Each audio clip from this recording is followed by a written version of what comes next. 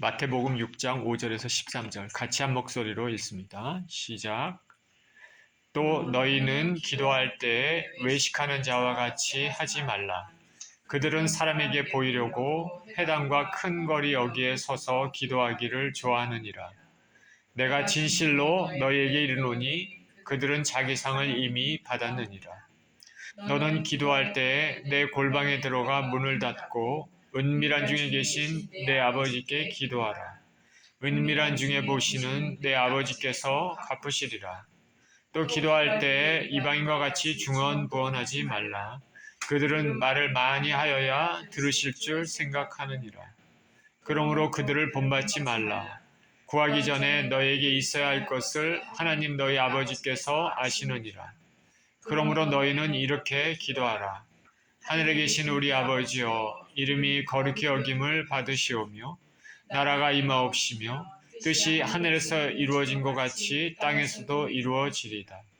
오늘 우리에게 일용할 양식을 주옵시고 우리가 우리에게 죄 지은 자를 사하여 준 것 같이 우리 죄를 사하여 주시옵고 우리를 시험에 들게 하지 마시옵고 다만 악에서 구하시옵소서.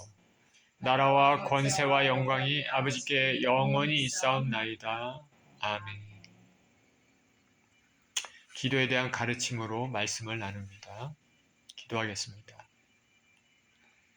하나님 아버지, 감사와 찬양을 드립니다. 생명의 말씀을 나누는 시간입니다. 말씀 가운데 우리의 영의 귀가 열리고 마음이 열려서 하나님 말씀을 받을 수 있는 귀한 마음밭이 되게 하여 주시고 말씀 가운데 살아계신 주님을 체험할 수 있게 하여 주옵소서. 감사드리며 우리 주 예수 그리스도 이름으로 기도합니다. 아멘.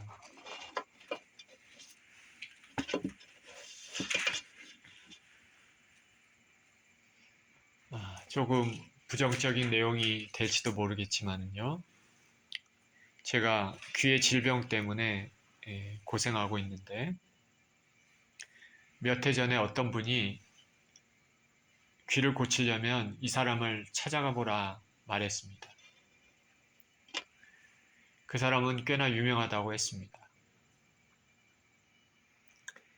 딱히 치료법도 약도 없는 그런 상태이기 때문에 그래서 도움을 받을 수 있을까 생각해서 기대가 되었는데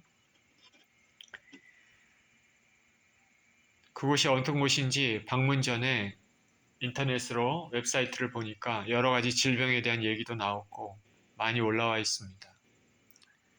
그리고 마치 대단한 전문가처럼 보였습니다. 근처의 학교에서 배우려고 찾아오기도 한다 적혀 있습니다. 그래서 기대하는 마음으로 그곳을 갔는데 진료를 보고 있는데 뭐 특별한 것이 없었습니다. 귀와 목 뒤에 마사지하고 그리고 혈액순환을 하는 걸 도와주는 무슨 베드 같은데 누워있고 그리고 어지러움증 치료할 때 보통 물리치료사가 하는 그런 몇 가지 동작 하고 끝입니다. 그리고 그곳에서는 보험을 받지 않는다고 합니다. 처음 방문할 때 패키지로 5번, 6번 한꺼번에 페이를 해야 된다고 합니다. 보험을 받지 않고 5, 6번 또 한꺼번에 페이를 해야 되기 때문에 돈이 부담이 되지만은 사람이 몸이 아프면 뭐라도 해보려고 하는 것이 인간의 마음입니다. 그래서 돈을 지불하고 그곳에 다녔습니다. 3번, 4번 치료받았는데 치료받으면서 드는 생각이 뭐냐면 이 사람이 혹시 이 속이는 사람 사기꾼 아닌가라는 생각이 들었습니다. 치료가 온전치 못하고 환자를 대하는 태도도 참 교만했습니다. 그곳에 갔다 오면 병이 낫는 것은커녕 기분이 좋지 않습니다. 이곳을 뭘 믿고 소개를 해줬는지 참 의아하다는 생각이 들었습니다. 병이 낫기는 낫는 것인가? 나중에 웹사이트 댓글을 보니까 이런 글이 써 있었습니다. 오랫동안 다녔는데 병을 고치지는 못하면서 불친절하고 끊임없이 자기 명성에만 관심을 가지고 있다. 그 글을 쓴 사람이 얼마나 화가 났는지 길게, 아주 길게 써놨습니다. 그 댓글을 읽으면서 제 눈이 간 곳이 뭐냐면 끊임없이 자기 명성에만 관심이 있다는 말에 번쩍 뜨였습니다. 이 의사는 자기 명성에만 관심이 있다. 끊임없이. 자기 명성에만 약간 해가 난다 그러면 어떻게든지 그거를 해결하려고 다른 방법을 쓰고 고치지 못하면 환자를 내쫓고 그런 방법이죠. 실력은 없는데 자신을 대단한 사람으로 포장하는 것입니다.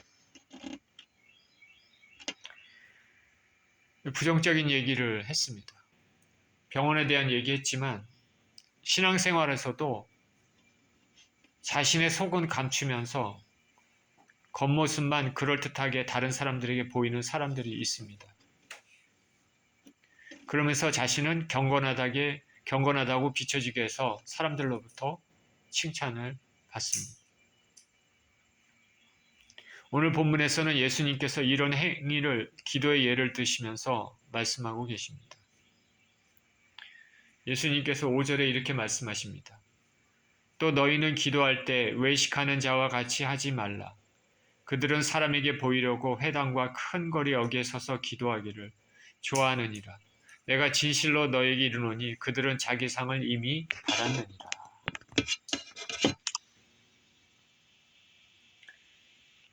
우리 기도하지 않습니까? 근데 예수님께서 우리 기도할 때 외식하는 자와 같이 하지 말라 하십니다. 이 외식이라는 것은 여기서 외식은 기도가 사람에게 보이기 위한 것이다. 우리 기도는 하나님께 하는 것이죠. 사람에게 하는 것이 아닙니다.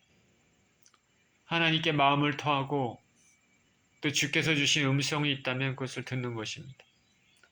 하나님과 교통하는 것이 기도죠. 사람하고는 관계없습니다. 그런데 당연한 이 사실을 종종 잊고 신앙생활을 하는 경우가 있습니다. 사람들은 사람들에게 존경받기를 원하고 자신이 마치 굉장한 사람처럼 드러내기를 원합니다. 그러다 보니까 기도도 사람에게 보이는 것처럼 변질되기도 합니다. 각종 미사여구를 사용해서 유식하게 하는 기도, 거룩해 보이는 제스처, 사람들이 자주 보는 곳에서 하는 기도, 하나님을 의식하는 것이 아니라 사람을 의식하는 기도입니다. 이런 행위는 기도를 할 줄 모르는 신앙 초보자가 아니라 신앙생활을 많이 했다는 사람들에게서 종종 보입니다. 예수님 당시의 기도는 하나님께 드리는 참으로 아름답고 숭고한 것입니다. 그런데 어떤 사람들은 사람들이 많이 모이는 장소에서 자신의 경건을 알리려는 수단으로 기도를 했습니다. 경건한 유대인들이라면 하루에 3번 회당에 올라가 기도를 드렸다고 합니다. 하루에 3번 기도를 드린 것이죠. 그런데 외출 중에 기도하는 시간이 딱 되면 길가에라도 서서 기도하는 열성을 보였습니다. 이게 좋은 것입니다. 내가 기도를 해야 되는데 지금 기도하는 성전에 가서 할 수 없으니까 지금 현재 위치에서 기도를 하는 것이죠. 처음 의도는 좋았습니다. 근데 시간이 흐르면서 세월이 흐르면서 이게 외식으로 흘렀습니다. 다시 말해 기도 시간에 일부러 외출해서 사람들이 보는 앞에서 기도하기를 좋아하는 사람들이 생겨난 것입니다. 사람들이 많은 회당과 큰 거리 여기에서 서서 기도하기를 좋아하는 사람들입니다. 하나님과의 교제의 방편이 아니라 사람에게 명성을 얻고자 하는 방편으로 기도하는 어리석은 행위입니다. 자, 우리 교회는 그렇지 않겠지만 신앙생활을 하는 것이 사람에게 보이기 위한 신앙생활이다. 문제가 아주 큰 것이죠. 신앙의 기본이 잘못된 것이죠. 우리 신앙생활하는 것은 하나님께 보이기 위한 것이죠. 하나님과 나의 관계. 아, 저 사람은 참 열심히 하는구나. 이 사람에게 보이기 위한 것이 아닙니다. 우리 주님께서는 기도가 참으로 아름답고 숭고한 것이지만 기도를 문제 삼은 것이 아니라 기도의 동기, 목적이 위선적인, 불손한 것에 대해서 책망을 하고 계십니다. 사람들에게 보이고자 길거리에서 손을 높이 들고 멋있게, 길게, 장황하게 기도하면서 내가 이만큼 경건한 사람이다 과시하는 겁니다. 오늘날 교회에서요, 기도를 할 때, 대표 기도할 때, 주일, 이렇게 기도하는 사람들이 있습니다. 하나님이 거부하시는 기도입니다. 아름다운 언어를 사용하고, 유식한 언어로 길게 그럴듯하게 하고, 그러나 그 안에 영혼도 없이, 생명도 없이 하는 그 기도, 하나님이 듣지 않겠죠. 오히려 마귀가 듣는 기도입니다. 마귀가 기뻐하는 기도입니다. 기도는 하나님과 나와의 마음의 통로, 영의 통로입니다. 마음을 쏟아넣는 것이 기도입니다. 예수님께서 말씀하십니다. 저희는 이미 자기 상을 받았느니라. 기도하는 것이 참 좋은데 기도를 했는데 사람에게 받기 위한, 사람에게 영광을 받기 위한 기도이기 때문에 이미 상을 받았다. 사람에게 칭찬을 받으려고 하는 신앙생활은 유익이 없습니다. 기도에 대한 예를 들었지만 우리가 하는 모든 일, 선행을 하거나 구제를 하거나 예수 이름으로 해야 되는 것입니다. 내가 드러나는 것이 아니라 예수님 이름이 드러나야 됩니다. 하나님의 영광이 드러나는 것이, 이것이 장래에 좋은 터를 쌓는 길입니다. 그러면 사람에게 영광을 받지 않고 오직 주님과의 은밀한 교제에 숭고한 가치가 있는 기도, 외식하는 기도가 아니라 외식하지 않는 그런 기도를 드리려면 어떻게 해야 되느냐? 그 중에 한 가지가 다음 절에 나옵니다. 골방 기도죠. 6절입니다. 너는 기도할 때 내 골방에 들어가 문을 닫고 은밀한 중에 계신 내 아버지께 기도하라. 은밀한 중에 보시는 내 아버지께서 갚으시리라. 외식의 기도를 피하려면 골방에서 기도하면 됩니다. 골방은 집의 은밀한 내실입니다. 분주한 공간이 아니라 조용한 공간입니다. 상대적으로 방해를 받지 않는 공간입니다. 그래서 회당이나 큰 거리와는 다릅니다. 이곳에서는 외부의 간섭 없이 조용히 주님과의 관계를 가질 수 있습니다. 이곳에서 하는 기도는 외부에 알려지지 않습니다. 오직 기도하는 자신과 하나님과의 함께하는 장소입니다. 자, 이런 곳에서 기도할 때 외식하는 기도를 드릴 수 있겠습니까? 이런 곳에서는 마음 깊이 자신의 생각을 하나님께 표현할 수 있습니다. 골방에서 문을 닫고 기도하면 깊은 기도를 드릴 수 있는 환경이 되는 것이죠. 우리가 세상의 분주함, 떠들썩함을 떠나서 하나님과 조용히 있고자 하면 어디 산에 가거나 기도원에 가거나 하지 않습니까? 우리가 세상의 분주함, 바쁜 가운데, 떠들썩한 가운데서는 하나님의 음성을 듣기가 쉽지가 않습니다. 여러분 이거 명심하십시오. 너무 바쁘고 세상 일에 너무 치이다 보면 하나님의 음성을 듣기가 쉽지 않습니다. 그러니 바쁜 가운데도 중간중간에 잠시 멈추고 주님과의 갖는 시간이 필요합니다.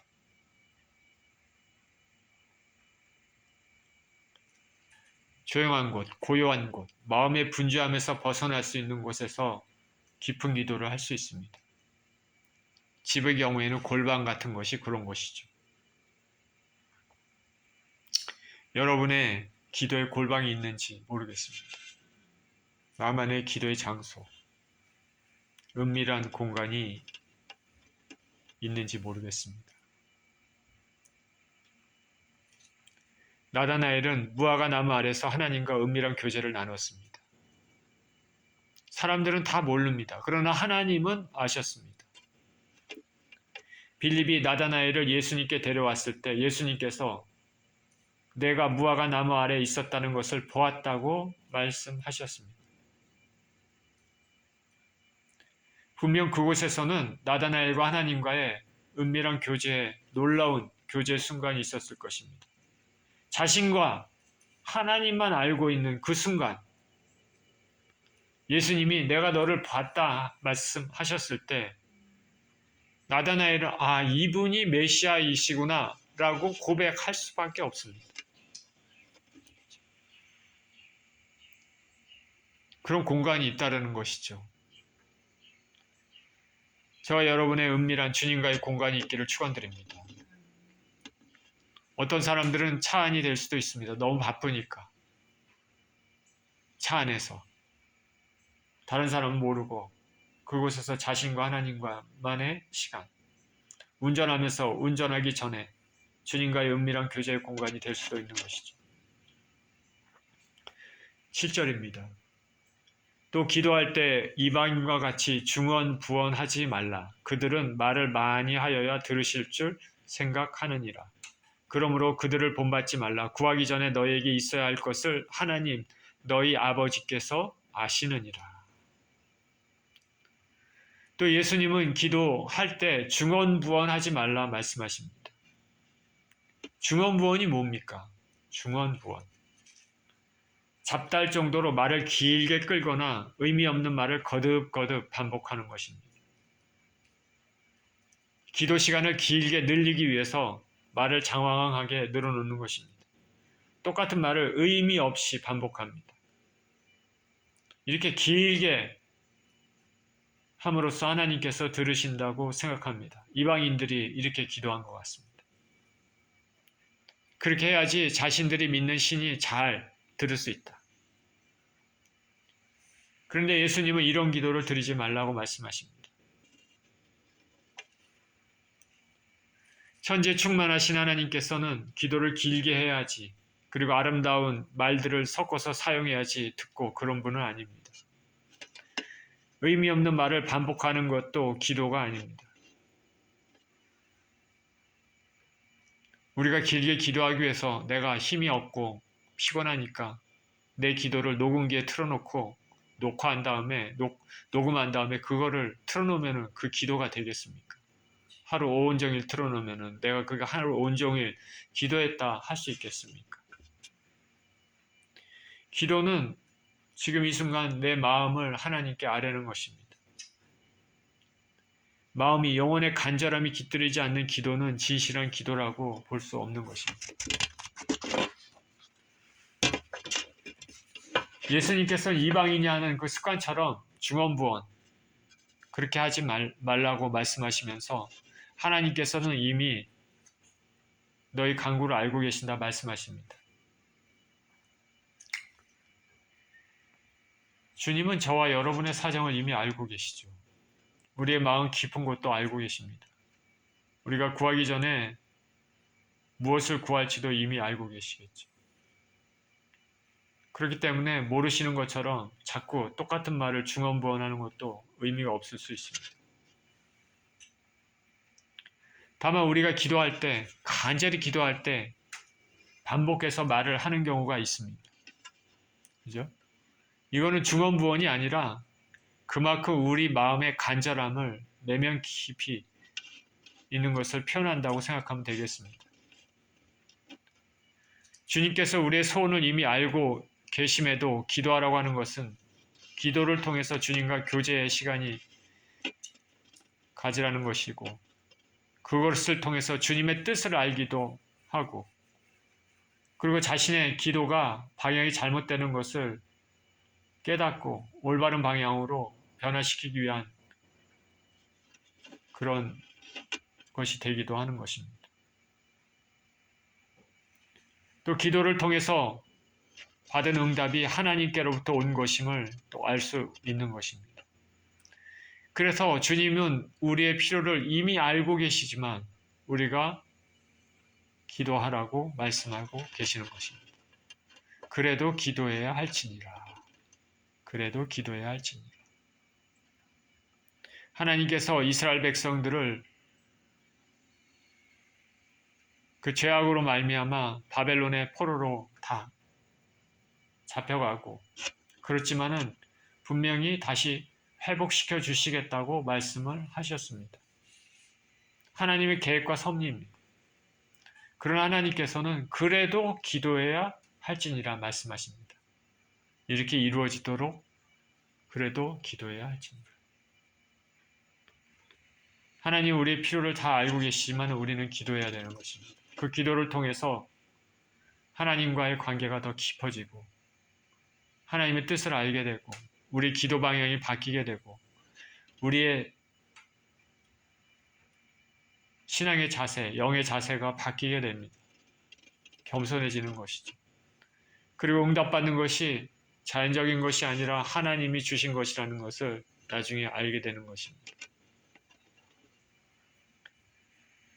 중언부언하지 말라 주님께서 말씀하신 그 말씀에서 그러면 우리가 짧고 간단하게만 기도해야 되나? 라고 오해해서는 안 됩니다.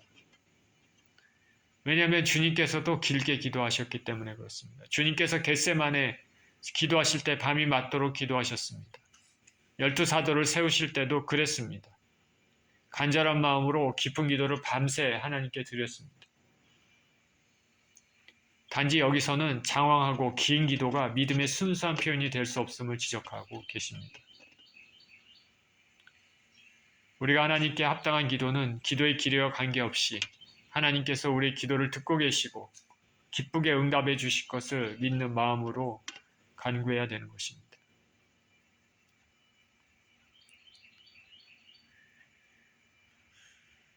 기도의 모범을 그 다음 절에 예수님께서 제시해 주십니다. 9절입니다.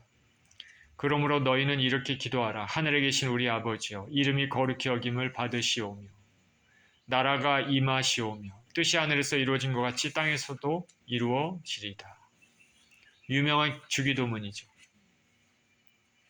이방인들이 기도하는 것과는 대조적으로 예수님께서 너희는 이렇게 기도하라 얘기합니다. 예수님을 믿는 제자들에게 어떻게 기도해야 되는지 모범을 가르쳐 주십니다. 이 주기도문이 예수님께서 꼭 이렇게만 기도해라 말씀해 주신 유일한 그런 틀은 아닙니다. 그냥 모범적인 하나의 모델을 보여주신 것이죠. 예수님께서 이 모범을 보여주신 이유는 앞절에서 위선적인 기도, 중언부언의 기도를 피하기 위한 것입니다. 주기도문을 우리가 잘 알지만 주기도문을 보면 처음 세 문장은 처음은 뭐죠? 하나님을 향한 찬양을 얘기합니다. 그리고 뒤에 네 문장은 우리 자신의 문제를 다루고 있습니다.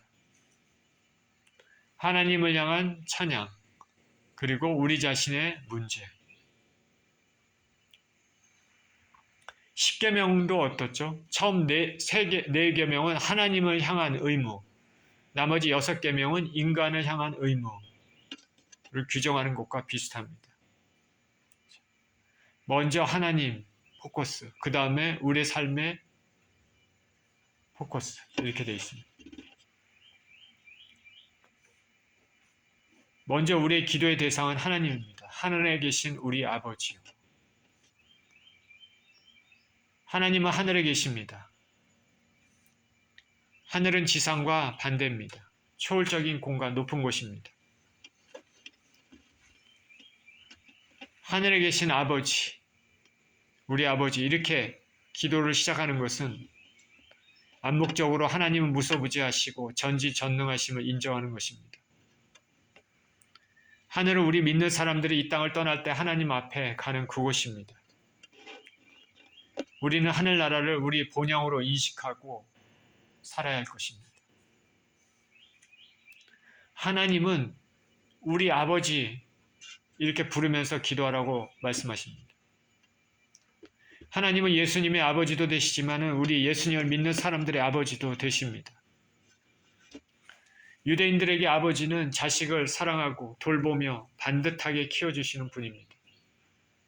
그리고 자식들은 아버지를 절대적으로 공경하고 순종합니다.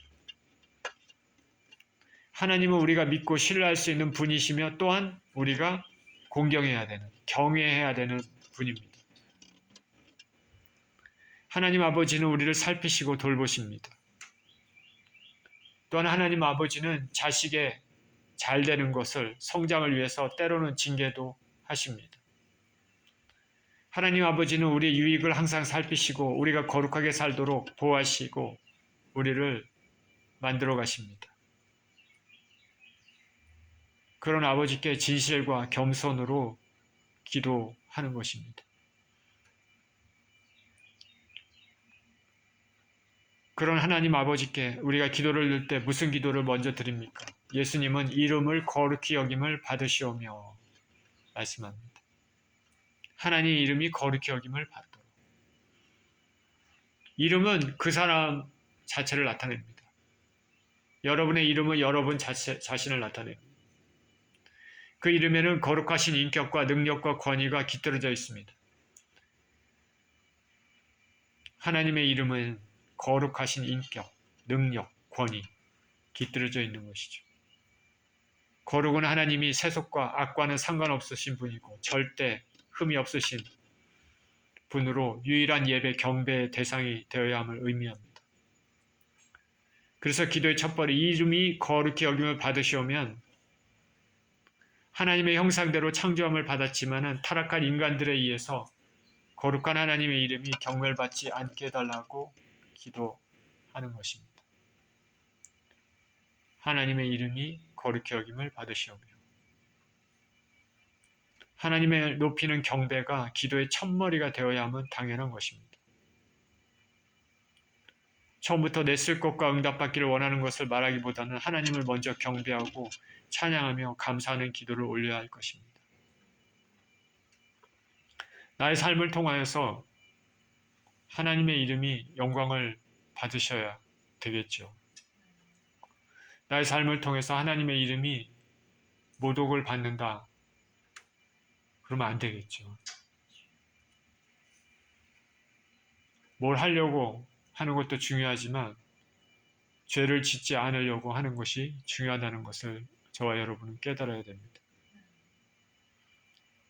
내 삶 때문에 나도 무시받고 내가 예수님을 믿는다고 아는 사람들을 통해서 예수님 믿는 사람의 행동 통해서 하나님의 이름도 모욕받는 그런 일들은 없어야 되겠습니다.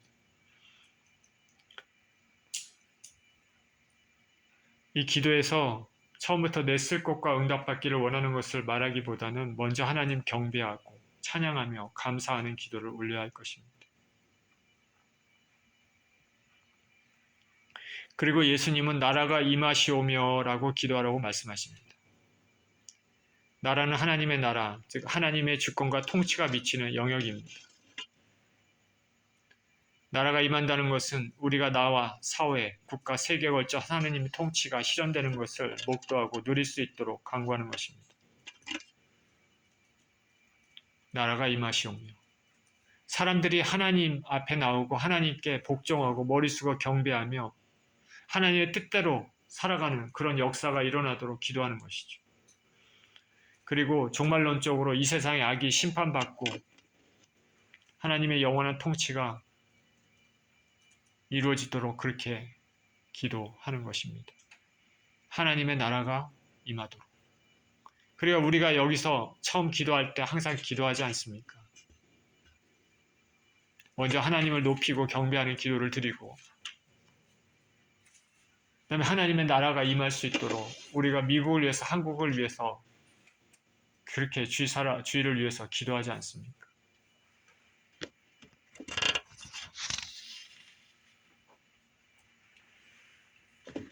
여러분 아침에 일어나거나 하루의 삶을 시작할 때 이런 기도를 드립니까?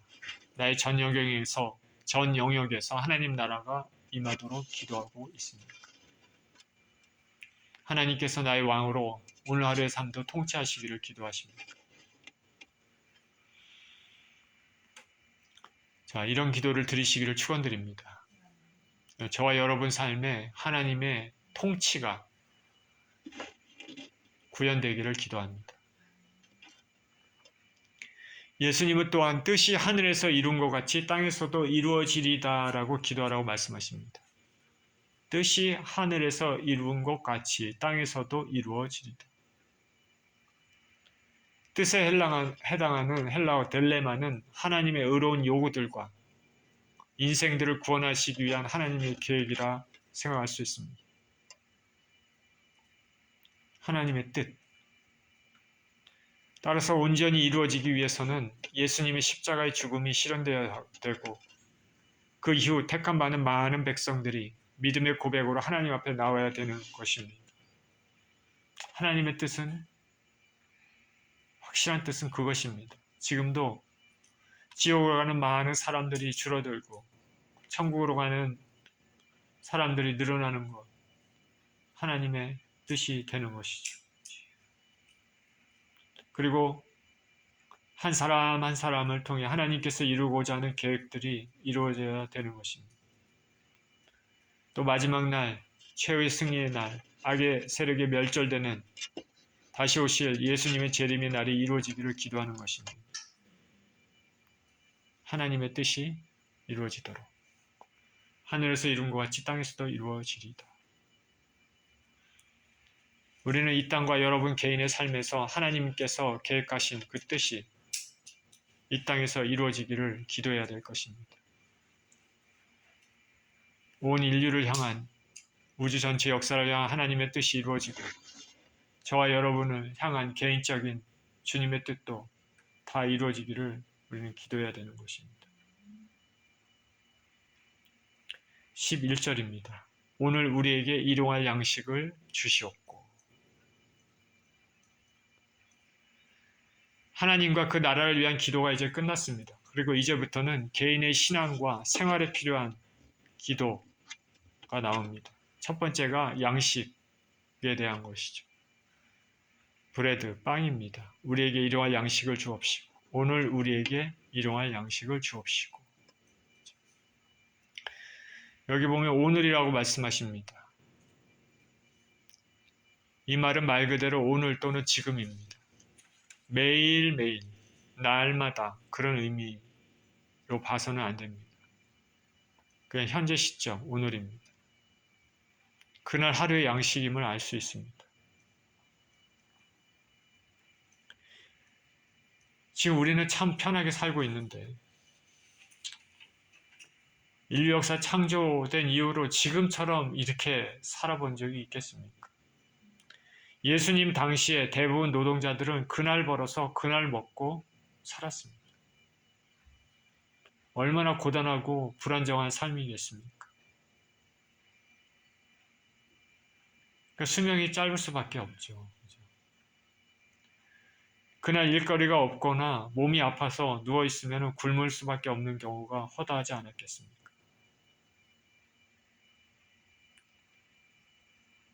거기에 비해서 지금 우리의 삶은 참 넉넉한 삶입니다. 우리가 먹을 것이 있다는 것에 참 감사해야 됩니다. 오늘 사람들 보면 먹거나 굶거나 하는 문제가 아니라 무엇을 먹을까 더 맛있는 것을 찾는 경우가 많습니다. 무엇을 먹을까 더 맛있는 것을 찾는 경우가 많습니다. 일용할 양식은 그날에 필요한 양식입니다. 영어는 브레드라고 번역했고 우리말로는 양식이라고 했습니다.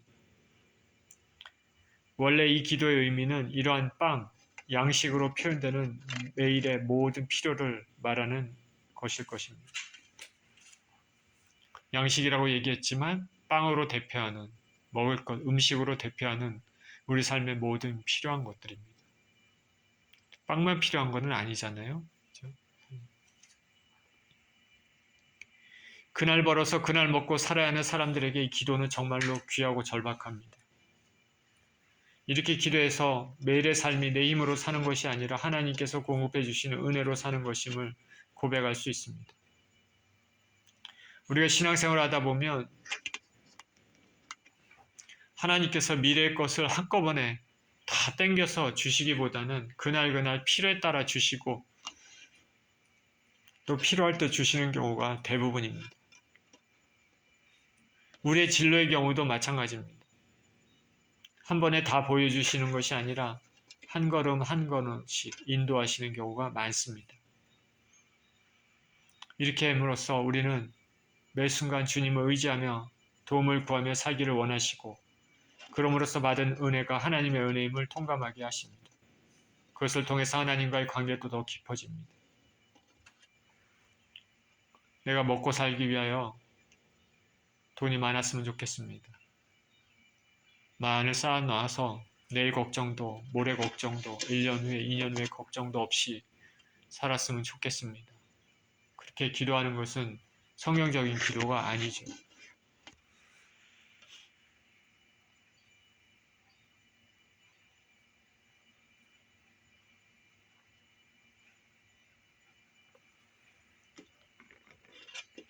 우리는 이 사실을 이스라엘의 광야의 삶에서 알 수 있습니다. 하나님은 만나를 그날 매일 필요에 따라 내려주셨습니다. 한꺼번에 일주일치, 한 달치, 1년치를 주시지 않았습니다. 그날 필요한 것을 주셨습니다. 그래서 메마르고 기대할 것 없는 광야의 삶에서 하나님의 손길을 체험할 수 있었습니다. 그런데 그날의 양보다 더 많이 모은 사람들이 있었습니다. 집에다 쌓아두었더니 곰팡이가 생겼습니다. 하나님께서는 이런 행위를 싫어하셨습니다. 오늘 우리에게 일용할 양식을 주옵시고 실로 우리 주님께서는 손수 인간의 모습을 입으시고 이 땅에 오셔서 인간들의 삶이 어떠한 것인가를 손수 겪으셨습니다. 매일의 양식이 얼마나 중요한지 아시고 우리의 매일의 삶의 필요가 무엇인지 분명히 아십니다. 그런 우리 하나님께 우리의 필요를 알아야 되겠습니다. 이런 하나님이 계신 게 얼마나 감사한 일입니까? 어린 자녀가 부모에게 전적으로 삶의 필요를 의탁하는 것처럼 우리는 하나님 아버지께 우리의 매일의 필요를 간구할 수 있습니다. 우리에게 삶의 필요를 구하라고 말씀하신 주님께 감사와 찬양을 드립니다. 우리 하나님을 알지 못하는 사람들은 자기 힘과 능력으로 이 땅을 살아가야 되지만 우리 예수 그리스도를 통해서 하나님을 아는 사람들에게는 이렇게 오늘 우리에게 일용할 양식을 주시옵고 이렇게 구하라고 하나님께서 우리에게 권면하시니 우리가 얼마나 감사한 일이겠습니까? 빌립보서 4장 6절에 아무것도 염려하지 말고 다만 모든 일에 기도와 간구로 너희 구할 것을 감사함으로 하나님께 아뢰라 말씀하십니다. 12절입니다. 우리가 우리에게 죄 지은 자를 사하여 준 것 같이 우리 죄를 사하여 주시옵고 빵을 구하는 기도 다음에 이제 주님은 우리의 죄를 용서해 달라고 기도하라고 말씀하십니다. 그러나 우리가 죄를 용서받기 위해서는 먼저 남이 우리에게 지은 죄를 용서해 줘야 된다고 말씀하십니다. 사실 사람들은 자신에게 선을 베푼 것에 대해서 깊이 생각하지 않지만 해를 끼친 사람들에게서는 잘 잊지 않는 것이 사실입니다. 그것이 우리 인생의 모습입니다. 그러나 자신이 하나님께 대하여 지은 죄가 엄청나게 많다는 것을 일단 깨달으면 남들이 자신에게 끼친 해가 상대적으로 적음을 또 깨닫게 될 수 있습니다. 반면에 다른 사람들이 자신에게 끼친 해를 과장해서 보게 된다면 또한 자신의 잘못을 적게 보게 됩니다.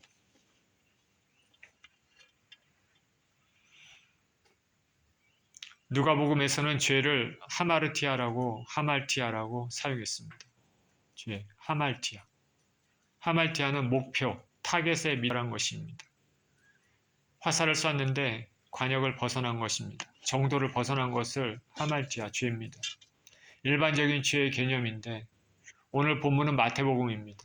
근데 마태복음에서는 이 죄를 갖다가 우리에게 죄 지은 자를 사하여 준 것 같이 우리 죄를 사하여 주옵시고 할 때 이 죄를 여기서는 오페일의 마타라고 기록했습니다.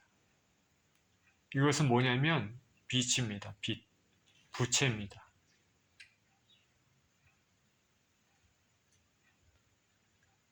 그래서 마태의 기록이 주님의 말씀을 그대로 담은 것이고 누가의 기록은 아마 2차적으로 해석된 것일 것입니다.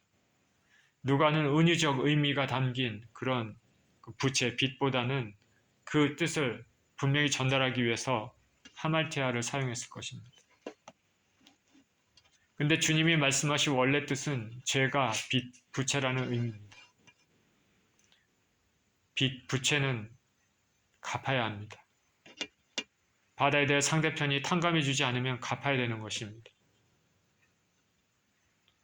우리가 지은 죄들은 도저히 갚을 능력이 없는 하나님께 대한 빚을 만듭니다. 하나님을 거역한 죄, 하나님 거룩의 표준대로 말씀대로 살지 않은 죄, 외면적인 죄와 내면적인 죄, 이러한 모든 죄는 피조물로서 조물주의 말씀을 거역한 것으로 모두 갚아야 될 죄, 빚입니다. 부채입니다. 그러나 실상 인생들은 이것을 갚을 힘이 없습니다. 죄를 지면 질수록 우리의 빚은 점점 쌓여가는 것입니다. 우리가 예수님의 피의 공로로 죄사함을 받았으면 예수님께서 엄청난 죽음의 대가, 빚을 갚으셨으면 남들이 우리에게 지은 죄, 빚에 대해서도 용서해 줘야 하는 것이 그것이 주님의 가르침입니다. 우리가 하나님께 지은 죄, 점점 쌓여가는 죄, 부채, 빚에 대하여 우리 주 예수 그리스도께서 대신 다 갚아주셨습니다. 그렇기 때문에 다른 사람이 나에게 지은 죄, 부채도 용서해 줘야 되는 것이 그것이 주님의 가르침입니다. 13절입니다. 우리를 시험에 들게 하지 마옵시고 다만 악에서 구하시옵소서. 나라와 권세와 영광이 아버지께 영원히 있사옵나이다. 아멘. 죄에 대한 기도 다음에 주님은 우리가 시험에 들지 않도록 기도하라고 말씀하십니다. 시험에 들지 않도록 기도하라. 성경에서 시험은 두 가지 의미를 지니고 있습니다. 하나는 고난, 시련, 테스트 의미입니다. 시험은 하나는 테스트의 의미입니다. 하나님은 우리를 더 강하게 만들기 위해 더 아름다운 성품과 믿음을 지니게 하기 위해 고난의 풀무불, 고난의 시험을 통과하게 하는 경우가 있습니다. 야고보서 1장 2절 3절은 이렇게 말합니다. 너희가 여러 가지 시험을 당하거든 온전히 기쁘게 여겨라. 이는 너희 믿음의 시련이 인내를 만들어내는 줄 너희가 알미라. 테스트입니다. 여러 가지 시험을 만나다 하나님께서 우리를 테스트하시는 것이죠. 반면에 시험은 또 하나 의미가 있는데 그것은 유혹입니다. temptation, 유혹입니다. 본문에서 우리를 시험에 들게 하지 마옵시고의 그 시험입니다. 그 말은 너희가 하나님께 기도를 할 때 하나님 우리가 유혹에 빠지지 않도록 해주십시오 라고 그렇게 기도하라는 말입니다. 야고보서 1장 13절에서 사람이 시험을 받을 때 내가 하나님께 시험을 받는다 하지 말지니 하나님은 악에게 시험을 받지도 아니하시고 친히 아무도 시험하지 아니하시느니라. 할 때 여기서 이 시험이 템테이션입니다. 하나님은 유혹, 템테이션 그런 시험은 하지 않으십니다.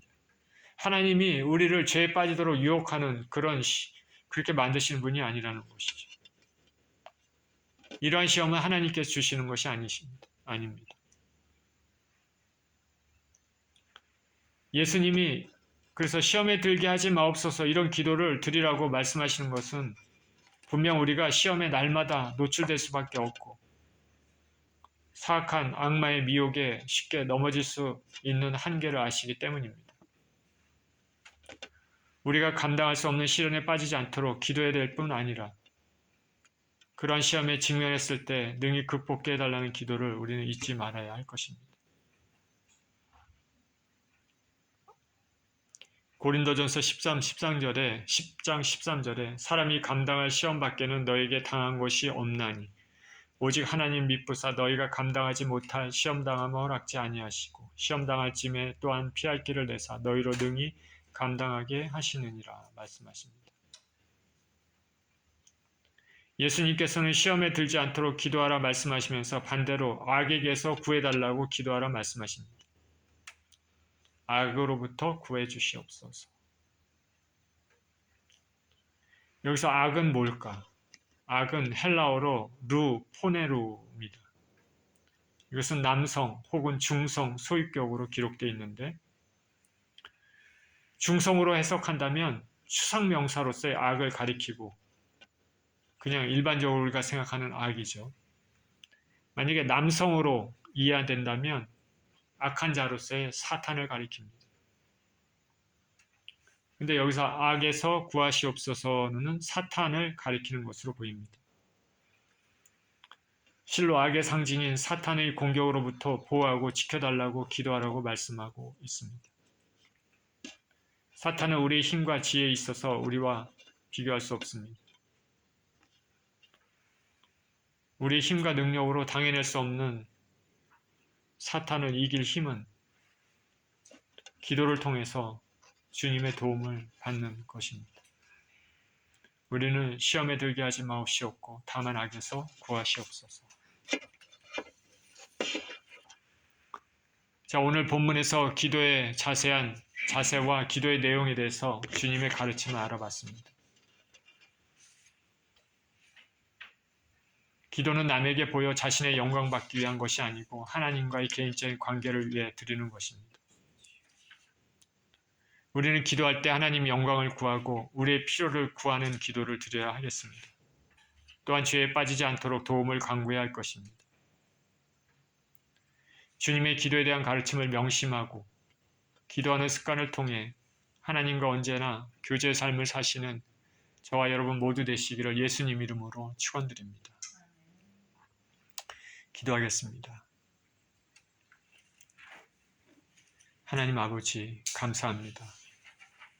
남에게 보이는 아무 유익이 없는 기도가 아니라 오직 하나님과 은밀한 가운데 우리의 마음을 내어놓고 드리는 소중한 기도를 주님 앞에 드릴 수 있는 인생이 되게 하여 주시옵소서. 또한 주께서 가르쳐 주신 기도의 모범대로 하나님을 높이며 삶의 우리 필요를 또 구하고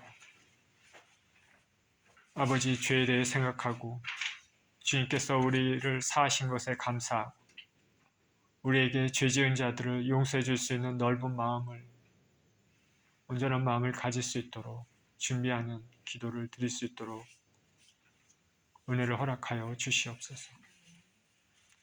삶의 필요와 삶의 유혹과 사단의 모든 공격으로부터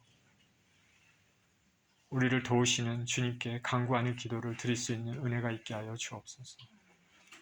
귀한 기도에 가르침 주신 것 감사드리며 우리 주 예수 그리스도 이름으로 기도합니다. 아멘.